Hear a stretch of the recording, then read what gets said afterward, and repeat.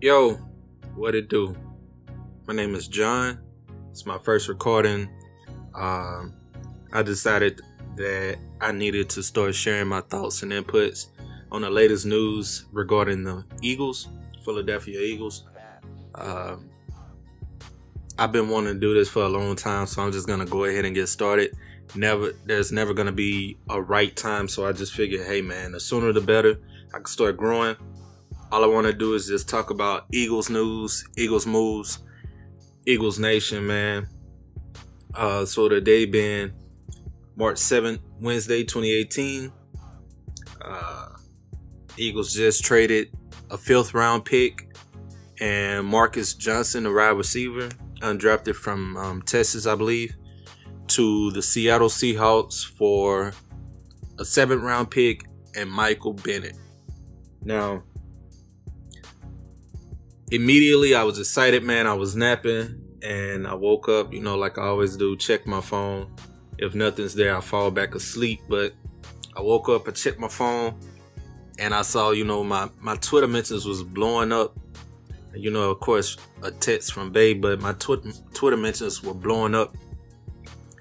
And I'm like, dang, man, what's going on? So I log on. I'm like, the Eagles did what? And I see the news, we traded for Michael Bennett.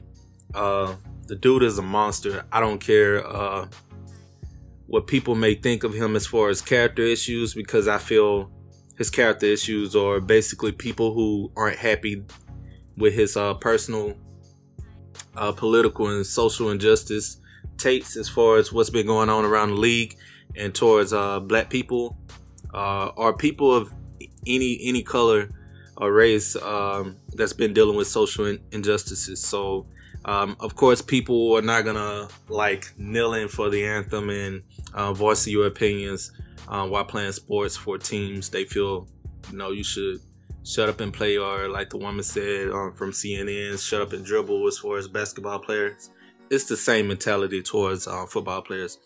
But yeah, Michael Bennett is a huge pickup. I don't know how, if you're an Eagles fan, you're not happy with this. Of course, it means we have at least 4 players over the age of 30. Who cares? We're in win now mode. We won the Super Bowl already.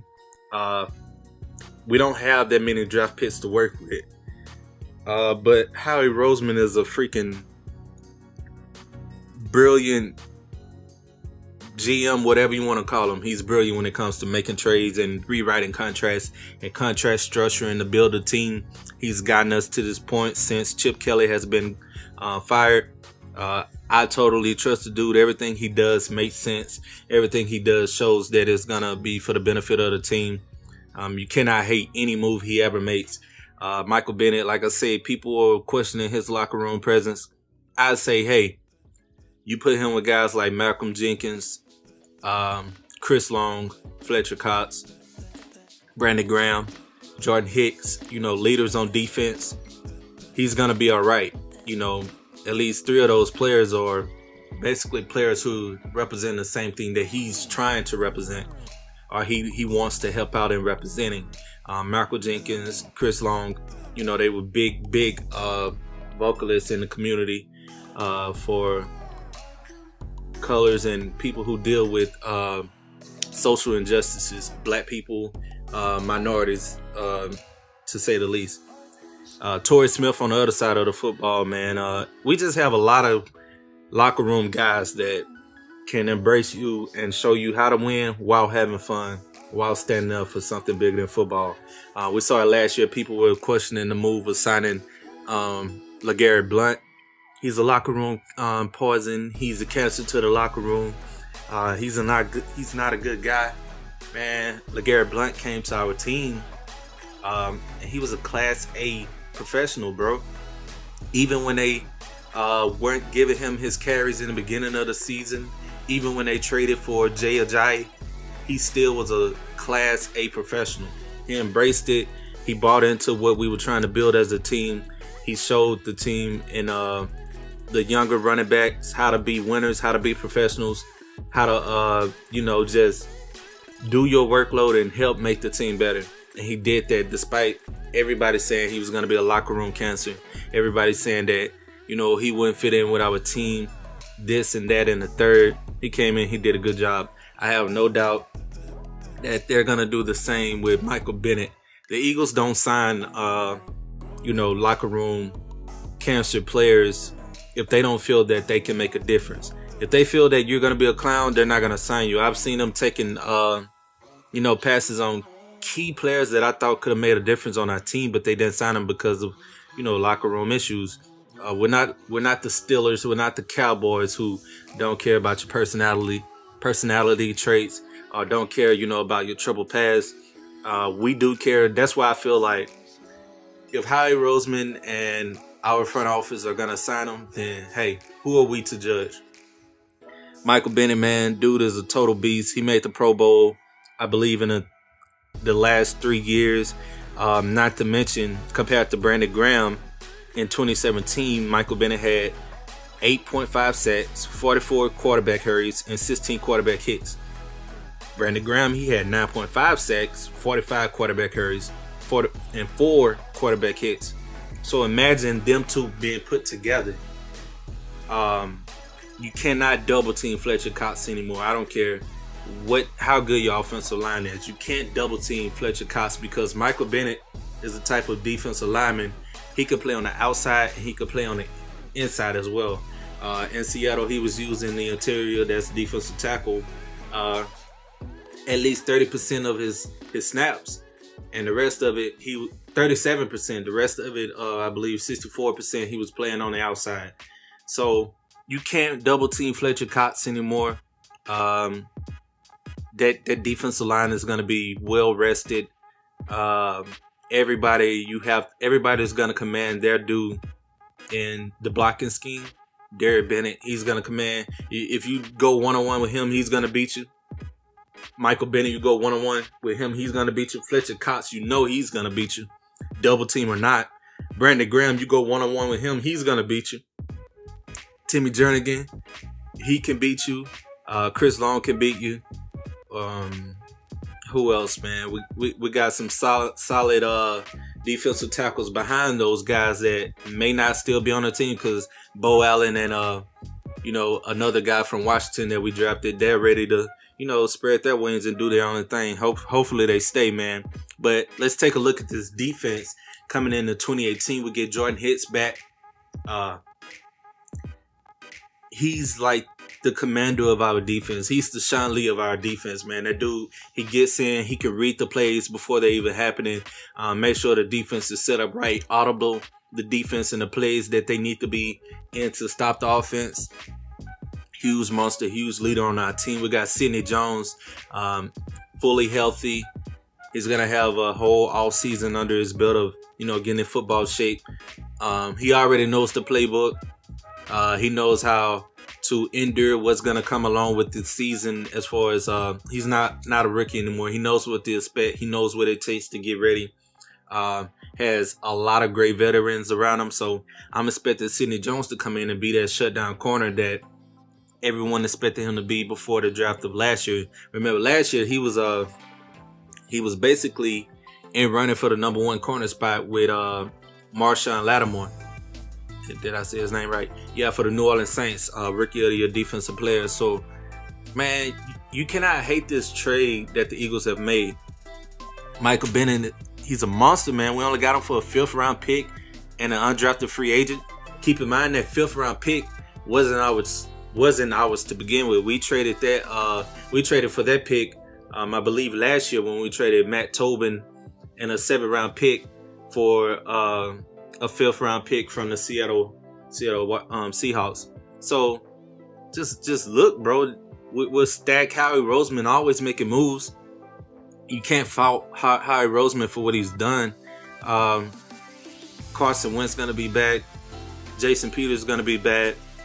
Chris Maragos is gonna be back. Huge special teams player. He's gonna be back, man. This is the move that sets up our defense to win now and put pressure on the NFC East. Dak Prescott, Eli Manning, Alex Smith, man, they're going to be toast, man. Them dudes are toast. I don't see how you hate this move if you're a fan, bro. Then that gives us more money on our books as far as this year. Vinny Curry actually costs more than Michael Bennett. Michael Bennett was a cheaper contract than Vinny Curry.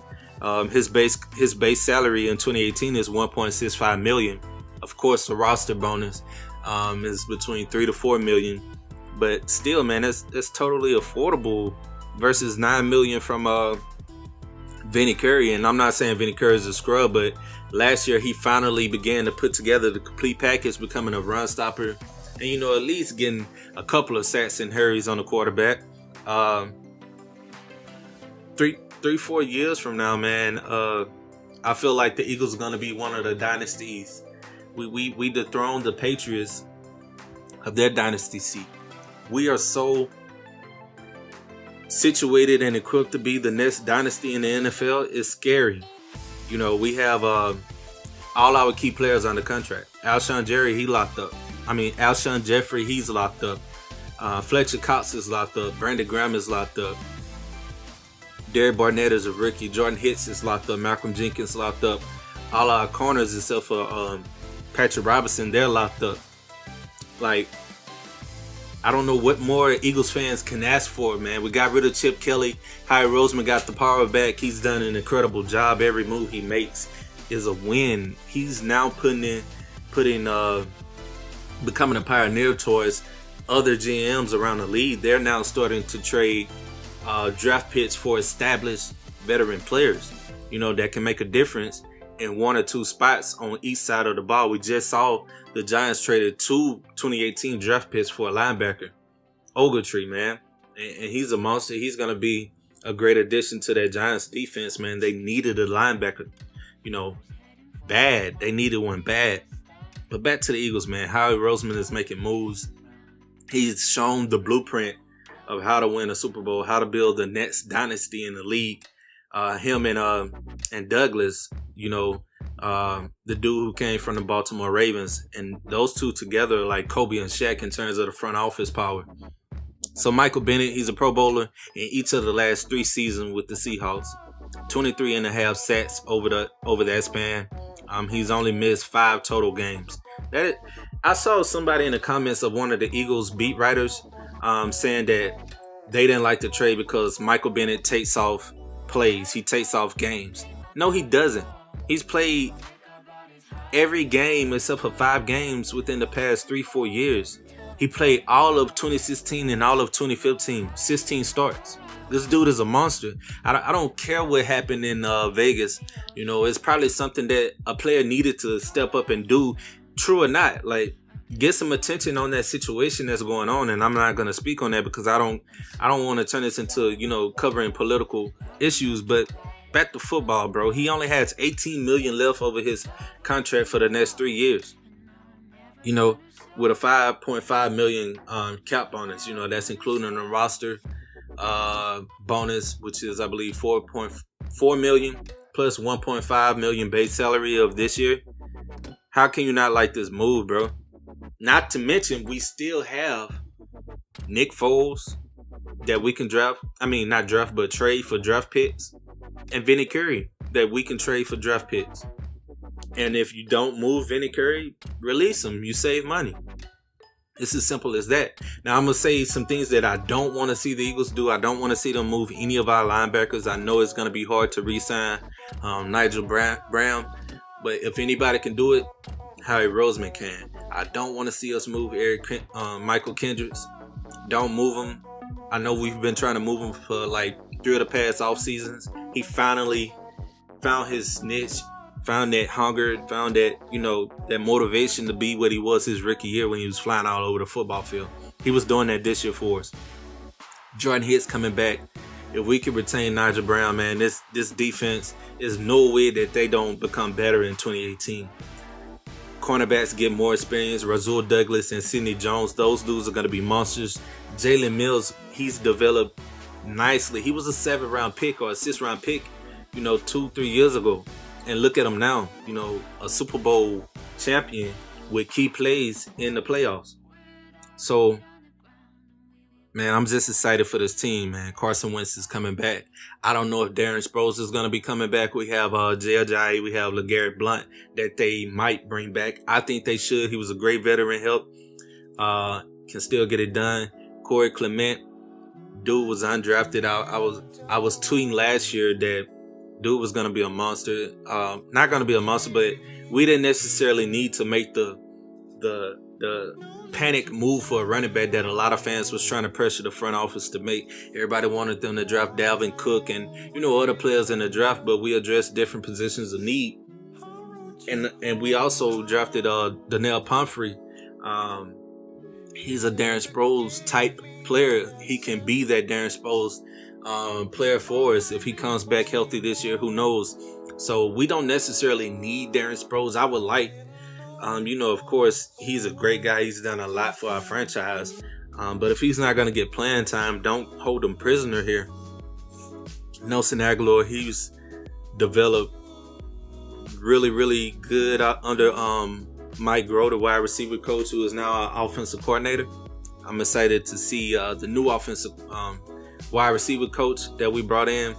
I can't think of his name, but he's worked with Dez Bryant. He's worked with Justin Blackman, bonehead, but the dude was a monster in college. He's worked with Randy Moss, and he's worked with Matt Collins, and just other notable wide receivers around the league that the new wide receivers coach has worked with. So I'm gonna try to find his name. Gunnar Brewer. He was hired as our new wide receivers coach. So from everything that I've read about him, he's just as good as Mike Groh, and Mike Groh was an incredible wide receivers coach. You can't undermine the job that these positional coaches do and does for our teams, man. 2016, our wide receivers were atrocious, dropping footballs, not being able to beat the press off the line of scrimmage. Mike Groh comes in, he fixes all of that, turns Nelson Aguilar into, a huge Pro Bowl caliber wide receiver, man, in the slot. I don't know if we re-sign. I don't know if we bring back Torrey Smith. Torrey Smith came up big for us in the playoffs. During the season, he dropped a lot of catches. But, hey, man, if Matt Collins and Shelton Gibson are ready to take that next step, Torrey Smith may be out of here. Jason Peters, he needs to take a pay cut, reconstruction his deal. I hope Seller can retire as an Eagle, but who knows, man? We kind of pressed against the cap space, but it's Howard Roseman. It's nothing this dude can't do. Dude is a monster. I'm gonna go ahead and cut this video short, man. If y'all like the video, thumbs up, subscribe. I will get better at and shorter, bunching all my information together and everything I want to say. Try to stay within the 10 to 15 minute range. I'm coming up on 20 minutes now. So I'm gonna go ahead and cut the video short, man. Fly Eagles fly. Fly Eagles fly. Eagles Nation. All of that, man. Carson Wentz coming back. He's going to lead us to another championship. If we can get a first round pick for Nick Foles, man, we're in great position. Y'all take care, man. Enjoy the rest of your day. Any Eagles news, I'll be covering it, man, on the beat, man. I'm going to be like this with it, man. I'm going to be like this. I'm going to try to grow this channel. Hopefully I can start doing visuals for you guys once I get a camera. Y'all take care, man. I'm out.